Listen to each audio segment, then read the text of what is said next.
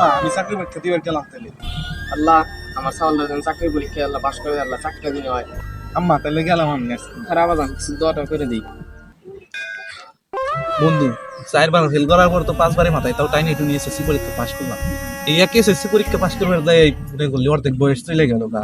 অর্ধেকের বেশি গেছে। ওই তো যাই হোক গেছে তো না, এখন তো চাকরি বাকরি কিছু করা দরকার। আমি তো ইন্টারভিউ দিবার চলে আইছি, আমি কিছুই পারি না, কি করবানি? এটা তো ভাবার বিষয়।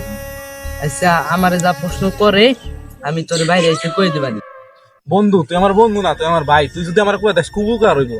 হ্যাঁ এইটু তো কোনো বিষয় না, বন্ধু বান্ধব লিগে জান দিয়ে দিবি এটা। হয় নেক্সট। বন্ধু আমি তাহলে যাই গে। আচ্ছা যা তাইলে যা, ভালো মতো দিস। আচ্ছা ওকে বাই। আচ্ছা তুমি বলো তো বাংলাদেশের প্রথম যুদ্ধ কত সালে হয়েছিল? 1952 সালে হওয়ার কথা ছিল, 1971 সালে হয়েছে। আচ্ছা তুমি বলো তো এই যুদ্ধে অবদান রেখেছে কারা কারা? দাবি তো করে অনেকেই, যেমন শেখ মুজিবুর রহমান, জিয়া রহমান।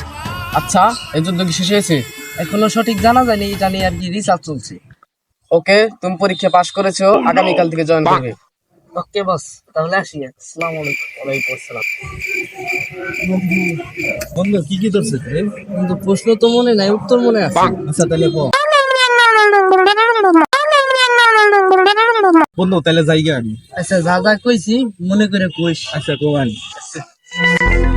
জন্ম কত সালে? 1952 সালে হবার কথা ছিল, পরে 1971 সালে হয়েছে। আপনার বাবার নাম কি? দাবি তো করে অনেকে, যেমন শেখ মুজিবুর রহমান, জিয়াউর রহমান। আপনি পাগল নাকি? এখনো সঠিক জানা যায়নি, তবে গবেষণা চলছে। দূর বালের পাগল ছাগল আছে কথা। আপনি জানছেন ভাই তুমি আর কোনো জায়গায় ইন্টারভিউ দিতে যাবে না, তোমার ইন্টারভিউ দেওয়ার কোনো অধিকার নাই, তোমার চাকরি করার কোনো অধিকার নেই। দূর, তোর মতন বালের চাকরি না করলে আমার বাল ফালানি যাইব না। তোর বন্ধু নচে কি বালের জায়গায় পাগলের কাছে চাকরি ইন্টারভিউ দিবে রাইছি। আরে সমস্যা নাই, আগামীবার দেখা যাবে, চল।